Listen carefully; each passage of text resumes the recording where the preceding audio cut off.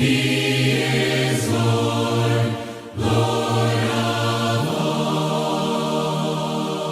all. Welcome back to On Point from the Summerdale Church of Christ. We are now to the book of 2 Timothy, Paul's second letter to this young man who he has mentored and encouraged in his work and ministry. In the first letter, we noticed we took a couple weeks to kind of see how he built this relationship with Timothy. He respected him, he loved him, treated him like a son. The second letter is basically at a time in Paul's life where he feels he's about to be killed by the Roman government. He's in prison. He's suffered through a lot of heartache, and he says now, I'm ready to be poured out as a drink offering. That chapter 4, really, there's a lot of great stuff in 2 Timothy, but that fourth chapter, when he says, I'm being poured out as a drink offering and the time of my departure is at hand, I have fought the good fight, I've finished the race, I've kept the faith.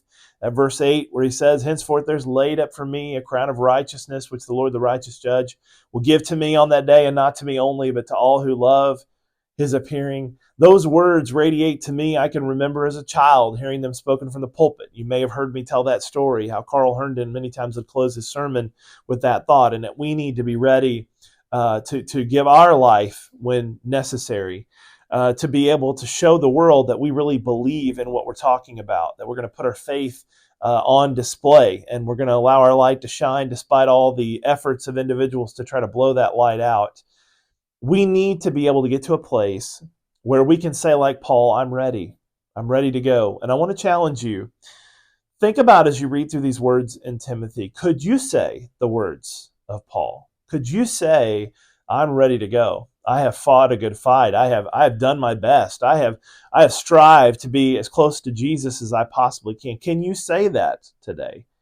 Can you say that I am on the right path? I'm walking the path of righteousness. I'm doing the things that are necessary for salvation. Because if not, you have time to change. Today, I don't know about tomorrow. I don't know about tonight. But you have time to change right now to make sure that you're going to spend an eternity in heaven. And you can look forward to eternal life, just like Paul does. And if there are obstacles in your way, remove those things while you still have a chance to do that. And if you are safe and secure in your salvation, make sure that you use that every day to recognize what God has done and what he will do for you in your earthly life and ultimately in receiving eternal life. It's okay.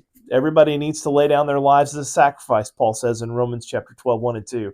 But here's our chance to show the world we really, truly believe that there is a God, that there is a heaven, and the New Testament church is his people. And we're just simply trying to get as many people to heaven as we possibly can.